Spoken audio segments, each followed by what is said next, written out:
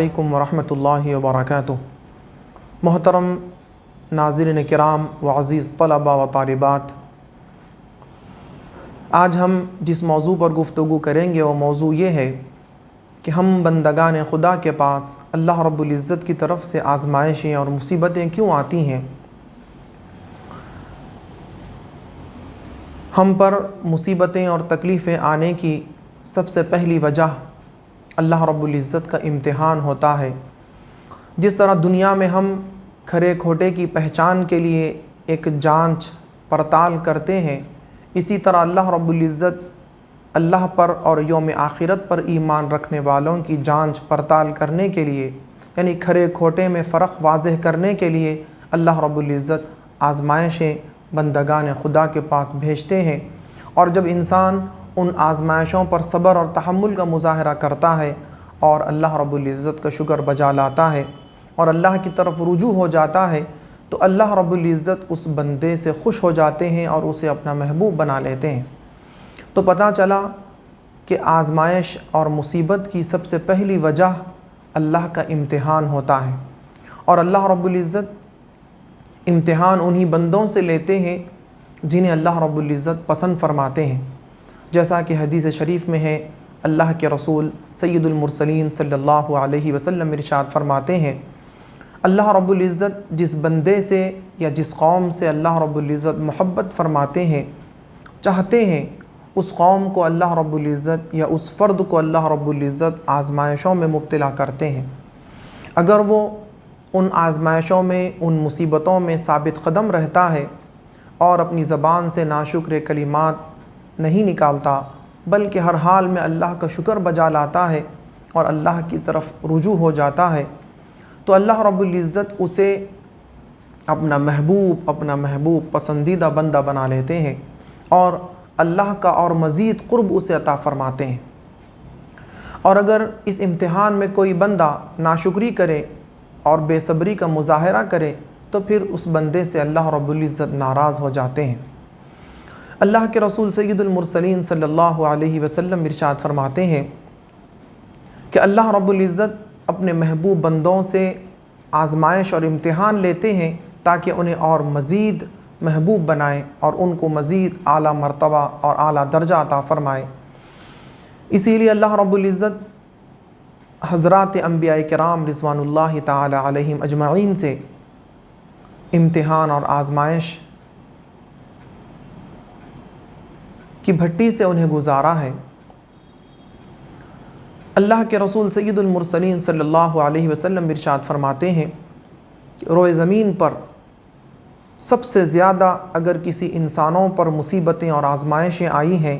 تو وہ حضرات انبیاء کرام کی جماعت ہے،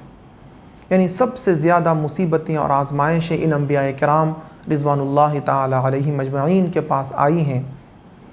اور یہ اس وجہ سے آئی ہیں کہ کیونکہ انبیاء کرام تمام مخلوق میں اللہ کے محبوب اور برگزیدہ بندے ہوتے ہیں۔ اور پھر اللہ کے رسول سید المرسلین صلی اللہ علیہ وسلم ارشاد فرماتے ہیں کہ تمام انبیاء کرام کی مصیبتوں کو ایک پلڑے میں رکھ دیا جائے اور مجھے جو مصیبتیں پہنچی ہیں، جو تکالیف پہنچی ہیں، انہیں اگر ایک پلڑے میں رکھی جائیں تو وہ مصیبتیں جو مجھے دی گئی ہیں وہ ان تمام مصیبتوں پر بھاری ہوں گی جو تمام انبیاء کرام کو علیحدہ پہنچائی گئی۔ یعنی اس سے اس بات کا اندازہ ہوتا ہے کہ کیونکہ اللہ کے رسول سید المرسلین صلی اللہ علیہ وسلم تمام انبیاء کے امام ہیں، تمام انبیاء پر اللہ رب العزت نے آپ کو فضیلت اور بزرگی عطا فرمائی ہے، اور اللہ کے رسول سید المرسلین صلی اللہ علیہ وسلم کا مقام و مرتبہ اللہ کے نزدیک تمام انبیاء سے اعلیٰ و ارفع ہے، تو اسی لیے آپ کے ساتھ جو آزمائشیں اور آپ پر جو مصیبتیں آئیں، جو امتحان کی گھڑیاں آپ پر سے گزری، وہ اتنی زیادہ کٹھن اور اتنی زیادہ مشکل ترین تھی۔ تو پتہ چلا کہ اللہ رب العزت کی طرف سے ہم پر جو آزمائش اور مصیبتیں آتی ہیں یہ اللہ کا ایک امتحان ہوتا ہے، اور اس امتحان کے بعد ہی ہم اللہ کے محبوب اور برگزیدہ بنتے ہیں اور اللہ رب العزت جنت میں اعلیٰ مقام عطا فرماتے ہیں۔ قرآن مجید میں اللہ رب العزت اسی کا تذکرہ کرتے ہوئے فرماتے ہیں، ام حسبتم ان تدخلوا الجنہ لوگوں کیا تم گمان کرتے ہو کہ تم یوں ہی جنت میں چلے جاؤ گے؟ وَلَمَّا يَأْتِكُمْ مَثَلُ الَّذِينَ خَلَوْا مِن قَبْلِكُمْ، اور تمہارے پاس وہ آزمائشیں اور مصیبتیں نہیں آئیں گی جو تم سے پہلی والی قوم کے پاس آئی تھی۔ وہ مصیبتیں کیا تھیں؟ مَسَّتْهُمُ الْبَأْسَاءُ وَالضَّرَّاءُ، انہیں مصیبتیں اور تکلیفوں نے انہیں چھو لیا تھا، یعنی مصیبتوں اور تکلیفوں کی بھٹی سے انہیں گزارا گیا، یہاں تک کہ اس قوم میں جو اللہ کے بھیجے ہوئے نبی اور رسول تھے انہوں نے بھی یہ کہہ اٹھا کہ حتیٰ یقول الرسول والذین آمنوا معہ متی نصر اللہ، اللہ کی مدد کب آئے گی؟ یعنی اتنی مصیبت اور تکلیف کی بھٹی سے انہیں گزرنا پڑا کہ وہ برداشت کرتے کرتے آخر میں یہ کہہ اٹھے کہ متی نصر اللہ، اے پروردگار آپ کی مدد اور آپ کی نصرت کب آئے گی؟ تو اللہ رب العزت نے ان کے اس جواب میں فرمایا کہ الا ان نصر اللہ قریب، آگاہ ہو جاؤ اللہ کی مدد اور اللہ کی نصرت بہت قریب ہے۔ تو محترم ناظرین کرام و عزیز طلبہ و طالبات، اس سے ہمیں پتہ چلا ہے کہ ہم پر بھی اللہ رب العزت جو مصیبتیں اور آزمائشیں ہماری طرف بھیجتے ہیں اس کا ایک پہلو یہ ہوتا ہے کہ ہم نے اپنے ایمان کا اقرار کیا، ہم نے گواہی دی کہ اللہ ایک ہے، اللہ کے علاوہ کوئی معبود نہیں، اور محمد رسول اللہ صلی اللہ علیہ وسلم اللہ کے بندے اور اس کے رسول ہیں۔ ایمانیات میں تمام ایمانیات پر ہم نے ایمان لایا، اس کے اندر ہم نے اس بات کا بھی اعتراف کیا کہ والقدر خیرہ وشرہ من اللہ تعالی، ہر اچھی بری تقدیر پر بھی میں ایمان لاتا ہوں کہ وہ اللہ کی طرف سے ہوتی ہے، اور اللہ رب العزت کسی نہ کسی حکمت اور مصلحت کے تحت مجھے پریشانی میں مبتلا کرتے ہیں۔ تو ہر حال میں اللہ سے خوش رہنے کا سلیقہ ہمیں سیکھنا ہے۔ جب ہم اس بات کا اعتراف کرتے ہیں تو اللہ رب العزت کیا ہمیں یوں ہی چھوڑیں گے؟ ضرور اللہ رب العزت ہم سے امتحان لیں گے کہ کیا میرے بندے کا ایمان خیر اور شر پر کامل ہے یا نہیں۔ اس کا امتحان لینے کے لیے اللہ رب العزت خیر بھیجتے ہیں، یہ دیکھتے ہیں کہ بندہ آیا اللہ کا شکر ادا کرتا ہے یا پھر اس خیر کو اپنی محنت اور اپنی عقل مندی یا اپنی تعلیم کی طرف منسوب کرتا ہے۔ عموماً ایسا ہوتا ہے کہ جب ہمیں دنیا میں کامیابی ملتی ہے تو ہم کہتے ہیں کہ میں نے اپنی محنت سے یہ کامیابی حاصل کی ہے، میں نے اپنی عقل مندی سے یہ کامیابی حاصل کی ہے، جبکہ حقیقت یہ ہے اسلام ہمیں یہ تعلیم دیتا ہے انسان اگر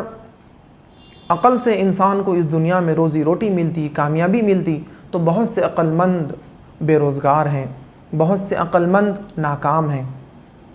تو کامیابی عقل مندی سے نہیں ملتی، اور اسی طرح اگر محنت کرنے سے انسان کو کامیابی ملی ہوتی تو بہت سے محنت کرنے والے ناکام ہیں۔ تو پتہ چلا کہ ان تمام چیزوں کے پیچھے یہ ساری چیزیں سبب کے درجے میں ہیں، اور مسبب الاسباب وہ اللہ رب العزت کی ذات ہے۔ اللہ رب العزت جسے چاہتا ہے کامیابی عطا فرماتا ہے، جسے اللہ رب العزت چاہتے ہیں اسے خیر عطا فرماتے ہیں، اور جسے چاہتے ہیں اسے شر عطا فرماتے ہیں۔ شر جب آتا ہے تب بھی ہمارا امتحان ہوتا ہے کہ اس شر میں ہم اپنے آپ کو ثابت قدم رکھتے ہیں اور صبر اور تحمل کا مظاہرہ کرتے ہیں یا پھر ناشکری کرتے ہیں۔ یہ امتحان اللہ رب العزت لینا چاہتے ہیں۔ یا پھر بسا اوقات ایسا ہوتا ہے کہ ہمارے پاس کچھ مصیبتیں آتی ہیں تو ہم ان مصیبتوں کو کسی دوسرے کی طرف منسوب کرتے ہیں کہ فلاں کی وجہ سے مجھے یہ مصیبت پہنچی ہے، زید کی وجہ سے مجھے یہ مصیبت پہنچی ہے، بکر ایسا نہ کرتا تو میں یہ مصیبت میرے پاس نہ آتی۔ یہ ساری چیزیں بد اعتقادی کی چیزیں ہیں اور ایمان کو خراب کرنے والی چیزیں ہیں۔ خیر اور شر پر ایمان کا مطلب یہ ہے کہ اگر کسی شخص کی طرف سے بھی مجھے مصیبت پہنچی ہو تو ہم سبب کی طرف نظر نہ کریں بلکہ مسبب الاسباب کی طرف ہماری نظر ہو کہ اللہ کے منشے، اللہ کی مرضی کے بغیر اس کائنات کا ایک پتا ادھر سے ادھر نہیں ہو سکتا، تو پھر یہ مصیبت مجھ تک کیسے پہنچ سکتی ہے۔ قرآن مجید میں اللہ رب العزت ایک مقام پر فرماتے ہیں کہ اگر اللہ رب العزت کسی کو خیر پہنچانا چاہے اور پوری دنیا اس خیر سے اس انسان کو روکنا چاہے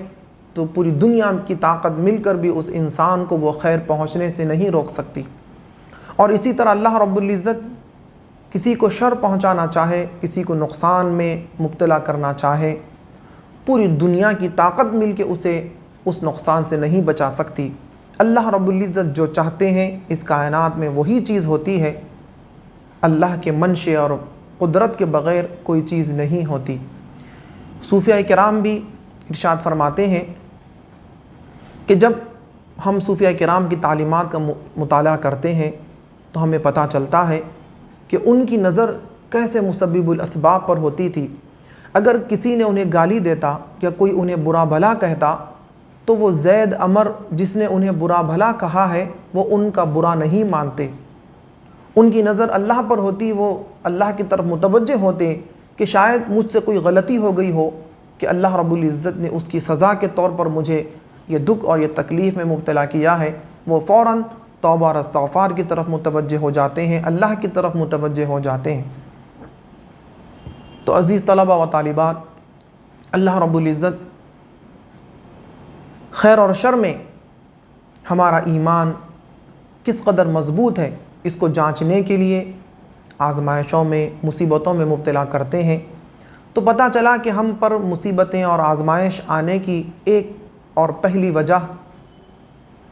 یہ امتحان ہے۔ اللہ رب العزت اپنے محبوب بندوں سے امتحان لیتے ہیں۔ حضرت سیدنا ابراہیم خلیل علیہ الصلاۃ والتسلیم سے بھی اللہ رب العزت نے امتحان لیا، اور اس کا قرآن مجید میں اللہ رب العزت ذکر کرتے ہوئے ایک مقام پر فرماتے ہیں وَإِذِ ابْتَلَىٰ إِبْرَاهِيمَ رَبُّهُ بِكَلِمَاتٍ فَأَتَمَّهُنَّ، ہم نے ابراہیم خلیل علیہ الصلاۃ والتسلیم کو چند چیزوں میں آزمایا تو وہ ان امتحان میں یعنی ان چند چیزوں میں یعنی ان امتحانات میں وہ کامیاب ہو گئے۔ فَأَتَمَّهُنَّ، تو اس میں وہ کھرے اترے۔ تو اس طرح اللہ رب العزت نے یہاں پر ذکر فرمایا کہ ابراہیم خلیل علیہ الصلاۃ والتسلیم نے کوئی گناہ نہیں کیا تھا کہ اس گناہ کی پاداش میں اللہ نے ان پر مصیبت نازل فرمائی، بلکہ وہ اللہ کی محبت کا اظہار کرتے تو اللہ رب العزت نے ان کی اس اخلاص کو اور ان کے اس ایمان کو اور خدا کی اس محبت کو جانچنے کے لیے امتحان کے طور پر اللہ رب العزت نے انہیں مال سے آزمایا، اولاد سے آزمایا، خود ان کی اپنی جان سے آزمایا۔ اس میں وہ کامیاب ہو گئے۔ انہوں نے ہر قدم پر یعنی اپنی جان پر انہوں نے اللہ کی محبت کو فوقیت دی، اپنی اولاد کی جان پر انہوں نے اللہ کی محبت کو فوقیت دی، اور مال کی آزمائش میں وہ مال کی محبت پر انہوں نے اللہ کی محبت کو انہوں نے فوقیت دی، اور اس طرح وہ امتحان میں کامیاب ہو گئے۔ تو عزیز طلبہ و طالبات، یہ آزمائش اور مصیبت آنے کی یہ پہلی وجہ ہے۔ دوسری وجہ علماء کرام ارشاد فرماتے ہیں کہ دوسری وجہ گناہ ہے، ایسے گناہ جس کے سرزد ہونے کے بعد ہم نے سچی توبہ نہ کی ہو تو پھر اللہ رب العزت اس کا انتقام ہم سے لیتے ہیں، اس کی سزا کے طور پر ہمارے پاس مصیبتیں اور تکلیفیں بھیجتے ہیں۔ جیسا کہ قرآن مجید میں اللہ رب العزت ارشاد فرماتے ہیں ما اصابکم من مصیبت فبما کسبت ایدیکم، تمہارے پاس جو کچھ مصیبتیں آتی ہیں وہ تمہارے اپنے ہاتھ کی کمائی ہوتی ہیں، یعنی تمہارے اعمال کا نتیجہ ہوتا ہے، یعنی تم گناہ کرنے کی وجہ سے اللہ رب العزت تم پر مصیبتیں اور تکلیفیں اللہ رب العزت مسلط کرتے ہیں۔ یہ بھی بہت بڑی رحمت کا پہلو ہے۔ اس کے اندر بھی اللہ کے رسول سید المرسلین صلی اللہ علیہ وسلم ارشاد فرماتے ہیں اللہ رب العزت جس فرد سے محبت کرتے ہیں، جس انسان سے اللہ رب العزت محبت فرماتے ہیں، جس قوم کو اللہ رب العزت پسند فرماتے ہیں، اس قوم کو سزا دینے میں جلدی کرتے ہیں۔ محدثین کرام اس کی تشریح میں بیان کرتے ہیں سزا دینے میں جلدی کرنے کا مطلب یہ ہے کہ توبہ کی مہلت نہ دیں، ایسا نہیں ہے، بلکہ سزا دینے میں جلدی کرنے کا مطلب یہ ہے کہ اس جرم اور اس خطا کی سزا اللہ رب العزت اسی دنیا میں دے دیتے ہیں، آخرت کے لیے اٹھا کر نہیں رکھتے، کیونکہ دنیا کی سزا کے بنسبت آخرت کی جو سزا ہے وہ بہت بلند، بہت بڑی ہے، بہت سخت ہے۔ تو اللہ رب العزت آخرت کی اس سخت ترین سزا سے اپنے محبوب بندوں کو بچانے کے لیے اسی دنیا میں انہیں ان گناہوں کی سزا کے طور پر انہیں مصیبتوں میں پریشانیوں میں مبتلا کر کے اللہ رب العزت انہیں اسی دنیا میں پاک و صاف فرما دیتے ہیں۔ محترم ناظرین کرام، حدیث شریف میں آتا ہے، اللہ کے رسول سید المرسلین صلی اللہ علیہ وسلم ارشاد فرماتے ہیں کہ مصیبتوں پر صبر بھی ایک عبادت ہے۔ عموماً ہم سمجھتے ہیں کہ نماز پڑھنا، روزہ رکھنا، ذکر کرنا، قرآن کی تلاوت کرنا یہی نیکیاں ہیں، بلکہ نیکیاں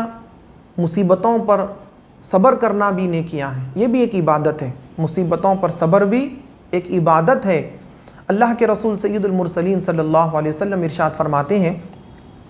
کہ انسان کو جب اس دنیا میں ایک کانٹا بھی چبھتا ہے، معمولی سا ایک کانٹا بھی انسان کے پیر میں چبھتا ہے، تو اس چبھن کی جو معمولی سی تکلیف ہوتی ہے، اس تکلیف کے عوض بھی اللہ رب العزت اس بندے کے گناہوں کو معاف فرماتے ہیں۔ پھر ایک موقع پر اللہ کے رسول سید المرسلین صلی اللہ علیہ وسلم ارشاد فرماتے ہیں، جب انسان کو بخار آتا ہے تو بخار کی وجہ سے بھی اللہ رب العزت اس کے گناہوں کو معاف فرما دیتے ہیں، گناہوں سے اسے پاک و صاف فرما دیتے ہیں۔ تو گویا بیماریاں بھی انسان کے یعنی گناہوں کا کفارہ ہوتی ہیں، ان کے ذریعے اللہ رب العزت گناہوں کو مٹا دیتے ہیں۔ یعنی مصیبتوں پر انسان جب صبر کرتا ہے تو اسے اجر ملتا ہے، نیکیاں ملتی ہیں، اور وہ نیکیاں انسان کے گناہوں کو مٹا دیتی ہیں، جیسا کہ اللہ رب العزت قرآن مجید میں ارشاد فرماتے ہیں کہ انسان کی نیکیاں انسان کے گناہوں کو مٹا دیتی ہیں، نیکیاں گناہوں کو مٹا دیتی ہیں۔ تو اسی طرح اللہ رب العزت ہمیں مصیبتوں میں مبتلا کر کے جو نیکیاں، جو اجر اللہ رب العزت عطا فرماتے ہیں، وہ اجر ہمارے گناہوں کا کفارہ ہوتا ہے۔ تو محترم ناظرین کرام و عزیز طلبہ و طالبات، یہ ہم انسانوں کو اللہ رب العزت مصیبت میں جو مبتلا کرتے ہیں اس کی دوسری وجہ ہوئی۔ پہلی وجہ ایمان کی، خیر و شر پر ایمان کی آزمائش اور امتحان تھا، اللہ اپنے محبوب بندوں سے امتحان لیتے ہیں۔ دوسری وجہ ہمارے اپنے ہاتھوں کی کمائی کی وجہ سے، گناہوں کی وجہ سے اگر ہم نے سچی توبہ نہ کی ہو تو پھر اللہ رب العزت ہم پر مہربانی فرماتے ہیں، ہم پر کرم فرماتے ہیں، ہم پر احسان فرماتے ہیں کہ ہمارے ان گناہوں کی سزا آخرت میں دینے کے بجائے اسی دنیا میں ہمیں ایک مصیبت میں مبتلا کر کے ان گناہوں کا کفارہ اس کو بنا دیتے ہیں۔ تیسری جو اہم وجہ ہے ہمارے پاس، یعنی ہم انسانوں کے پاس مصیبتیں اور پریشانیاں آنے کی، وہ وجہ یہ ہے کہ احادیث میں آتا ہے کہ اللہ رب العزت جس کسی بندے سے محبت فرماتے ہیں تو اسے اسی دنیا میں گناہوں سے پاک و صاف کرنے کے لیے اس کے پاس مصیبتیں، تکلیفیں اللہ رب العزت بھیجتے ہیں، اور جب بندہ ان مصیبتوں میں، تکلیفوں میں صبر کرتا ہے تو اللہ رب العزت اس کے بدلے اسے اتنی نیکیاں عطا فرماتے ہیں کہ وہ نیکیاں اس کے گناہوں کا کفارہ بن جاتی ہیں، اور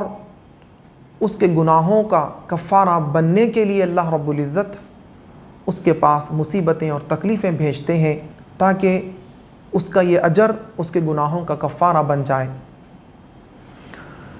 مصیبت آنے کی ایک اور وجہ یہ بھی ہے، حدیث شریف میں آتا ہے، اللہ کے رسول سید المرسلین صلی اللہ علیہ وسلم ارشاد فرماتے ہیں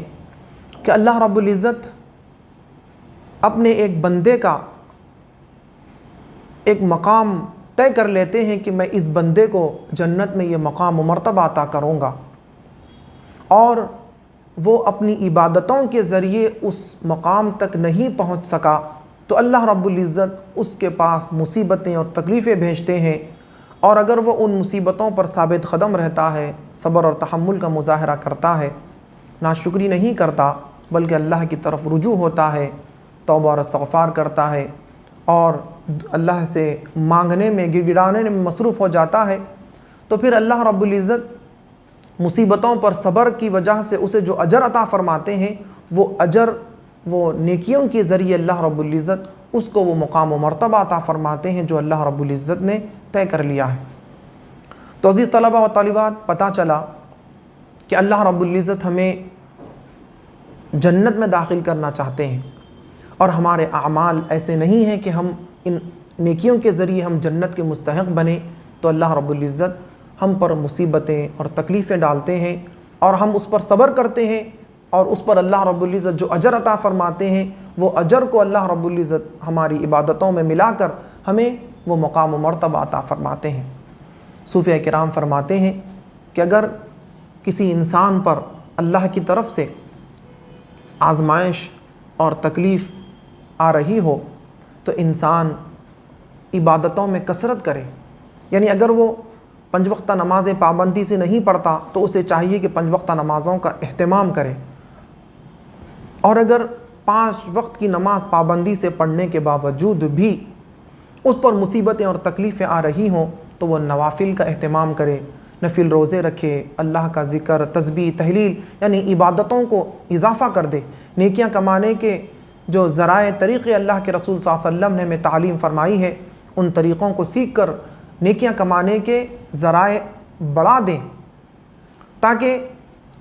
اللہ رب العزت ہمیں جو مقام و مرتبہ دینا چاہ رہے ہیں، ہماری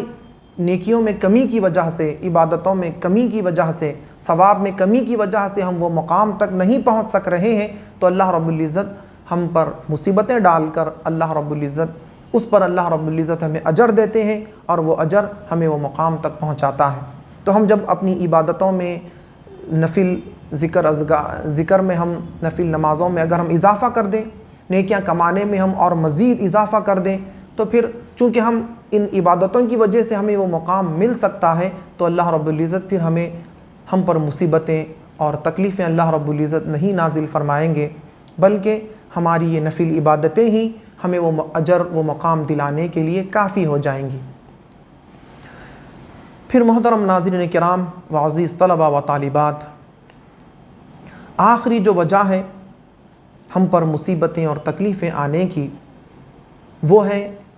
بے احتیاطی، یعنی ہم بے احتیاطی کی وجہ سے مصیبت اور تکلیف میں مبتلا ہوتے ہیں، اور اس طرح مصیبت اور تکلیف میں نہ پڑنے کے لیے اللہ رب العزت نے ہمیں حکم دیا ہے کہ وَلَا تُلْقُوا بِأَيْدِيكُمْ إِلَى التَّهْلُكَةِ، لوگوں اپنے آپ کو ہلاکت میں نہ ڈالو۔ اللہ نے صریح طور پر حکم دیا ہے کہ لوگوں اپنے آپ کو ہلاکت میں نہ ڈالو، تو ہم اپنے آپ کو ہلاکت میں ڈالیں گے تو خود بخود ہم نے مصیبتوں کو پرچیز کیا ہے، خریدا ہے۔ اس کی مثال دیتے ہوئے علماء کرام فرماتے ہیں کہ آپ اگر اوپر سے چھلانگ لگائیں گے، کود جائیں گے، تو یقیناً آپ کے پیر ٹوٹیں گے، ہڈی ٹوٹے گی، آپ بیمار ہو جائیں گے، زخمی ہو جائیں گے۔ تو احتیاط یہی ہے کہ آپ اوپر سے نہ گریں۔ اگر آپ بے احتیاطی کر کے اگر گر جائیں گے، اپنے آپ کو نقصان میں ڈالیں گے، تو یہ اپنے آپ کو ہلاکت میں ڈالنا ہے۔ اسی طرح علماء کرام مزید وضاحت کرتے ہوئے فرماتے ہیں، تاکہ نوجوان طلباء کو بھی یہ بات آسانی سے سمجھ میں آ جائے، اس لیے میں یہ مثال دے رہا ہوں۔ ہم نے بے احتیاطی کی، یعنی مجھے گاڑی چلانا نہیں آتی اور میں اس گاڑی کو لے کر ہائی وے پہ چلے جاؤں، یہ احتیاط کے خلاف ہے۔ مجھے خود کانفیڈنس نہیں ہے کہ میں گاڑی اچھے سے چلا سکوں گا، بغیر اس کے کہ میں اچھا چلانے والا ہوں، آپ اگر گاڑی لے کر نکل جائیں اور کسی کو آپ ایکسیڈنٹ کر دیں، ٹکر مار دیں، خود تکلیف اٹھا لیں، کسی دوسروں کو تکلیف پہنچا دیں، تو یہ آپ نے مصیبت آپ نے پرچیز کی ہے، خریدا ہے۔ یہ مصیبت نہ اللہ رب العزت کی آزمائش ہے، نہ آپ اللہ کے محبوب بندے ہیں، بلکہ اللہ رب العزت آپ کا امتحان لے رہے ہیں۔ نہ آپ کے گناہوں کا کفارہ بنانے کے لیے اللہ رب العزت آپ پر یہ مصیبت دیے ہیں، اور نہ ہی آپ کا درجہ بلند کرنے کے لیے اللہ رب العزت نے یہ مصیبت آپ پر پہنچائی ہے، بلکہ یہ مصیبت کو آپ نے خود بخود مفت میں خریدا ہے۔ تو ہمیں اکثر ہم معاشرے میں دیکھتے ہیں، تو معاشرے میں بہت سارے لوگ ایسے ہیں جن کی مصیبت کا، یعنی جن کے پاس بہت ساری مصیبتیں ہیں، اس کی اہم وجہ یہی بے احتیاطی ہے۔ بہت سارے لوگ بے احتیاطی کی وجہ سے مصیبت کا شکار ہیں۔ یہ بے احتیاطی ایک بہت وسیع لفظ ہے، ایک ایسا لفظ ہے جس کے اندر بہت سارے چیزیں اس کے اندر شامل ہیں۔ علماء کرام فرماتے ہیں اللہ کے رسول سید المرسلین صلی اللہ علیہ وسلم نے حفظان صحت کے لیے بہت سارے طریقے ہمیں سکھلائے ہیں۔ کیا چیز کھانا چاہیے، کتنی مقدار میں کھانا چاہیے، کیسا کھانا چاہیے، کیا پینا چاہیے، کتنی مقدار میں پینا چاہیے، کیا چیزیں حلال ہیں، کیا چیزیں حرام ہیں، یعنی وہ تمام چیزیں جو انسانی جسم کو پریشانی میں، تکلیف میں، مصیبت میں مبتلا کر سکتے ہیں، ان کو اللہ رب العزت نے حرام اور ناجائز قرار دیا ہے۔ تو اس طرح کھانے پینے میں بے اعتدالی، سونے جاگنے میں بے اعتدالی، جیسا کہ اللہ کے رسول سید المرسلین صلی اللہ علیہ وسلم ارشاد فرماتے ہیں ان لجسدک حق، تمہارے جسم پر بھی تمہارا حق ہے، کا مطلب یہی ہے کہ ہم اپنے جسم کو صحت مند رکھیں، تندرست رکھیں، اس کے لیے مناسب غذا کا انتظام کریں اور کھانے پینے میں اعتدال رکھیں اور مناسب وقت میں کھائیں۔ یہ ساری چیزیں احتیاط کے پہلو ہیں، اور ہم کھانے پینے میں اور معاشرتی زندگی میں ہم بے احتیاطیاں کرتے ہیں، جس کی وجہ سے ہم پر بہت ساری مصیبتیں آتی ہیں۔ ہمارے پاس بہت ساری بیماریاں ہماری بے احتیاطی کی وجہ سے آتی ہیں، ہم بہت سارے بیماریوں کا شکار بے احتیاطی کی وجہ سے ہوتا ہے۔ اللہ کے رسول سید المرسلین صلی اللہ علیہ وسلم نے صحت مند رہنے کو پسند فرمایا ہے۔ آپ نے صحت مند رہنے کے لیے ترغیب بھی دی، فرمایا اللہ رب العزت صحت مند مومن کو اللہ رب العزت پسند فرماتے ہیں بنسبت اس مومن کے جو کمزور ہے۔ المؤمن القوی احب الی اللہ سبحانہ وتعالی من المؤمن الضعیف، یعنی ضعیف مومن سے اللہ رب العزت کے نزدیک پسندیدہ مومن وہ ہے جو صحت مند ہو، طاقتور ہو۔ تو اسلام نے کتنی اچھی رہبری ہمیں کی ہے کہ صحت مند رہنے کے لیے یقیناً گٹکا کھانے سے، زردہ کھانے سے، تمباکو نوشی کرنے سے، راتوں میں جاگنے سے، وقت پر نہ سونے سے کوئی انسان صحت مند نہیں ہو سکتا۔ کوئی عقل مند یہ نہیں کہتا کہ یہ سارے کام کرنے سے تم صحت مند رہو گے۔ آج نوجوان کمزوری کا شکار ہے، نوجوان بیماریوں کا شکار ہیں، بہت سی کم عمر میں ان کے پاس بہت ساری بیماریاں ہیں۔ اس کی وجہ یہ اللہ کی محبوبیت بھی نہیں ہے، نہ یہ گناہوں کا کفارہ ہے، نہ ہمیں اللہ رب العزت کوئی بلند مرتبہ دینا چاہ رہے ہیں، بلکہ یہ ہماری بے احتیاطی کی وجہ سے ہمیں ملا ہے۔ یہ دنیا دار الاسباب ہے۔ دنیا کی مثال ایسی ہی ہے جس طرح ہم جوار بوئیں گے تو ہمیں جوار ہی ملے گی، گیہوں بوئیں گے تو گیہوں ہی کا درخت ہم پائیں گے۔ اسی طرح یہ دنیا ایسی ہی ہے۔ اللہ رب العزت نے اس دنیا کو اسباب پر قائم فرمایا ہے۔ ہم یہاں پر احتیاط کریں گے تو اس کا پھل ملے گا، بے احتیاطی کریں گے تو اس کا نقصان ہمیں اس دنیا میں بھگتنا پڑے گا۔ تو محترم ناظرین کرام و عزیز طلبہ و طالبات، ہم انسانوں کو پہنچنے والی جو مصیبتیں اور تکلیفیں ہیں، بس وہ انہی میں سے کچھ ہوتی ہیں۔ ہم اللہ رب العزت کی طرف رجوع بھی ہوں، نفل نمازوں کا اہتمام بھی کریں، توبہ اور استغفار بھی کریں، اور احتیاط سے بھی ہم زندگی گزاریں، اور اللہ کے رسول سید المرسلین صلی اللہ علیہ وسلم کی سنتوں پر عمل کریں، خاص طور سے کھانے پینے کی، سونے جاگنے کی، پہننے اوڑھنے کی جو سنتیں ہیں، اس سنتوں پر عمل کر کے ہم جسمانی طور پر بھی صحت مند رہ سکتے ہیں، روحانی طور پر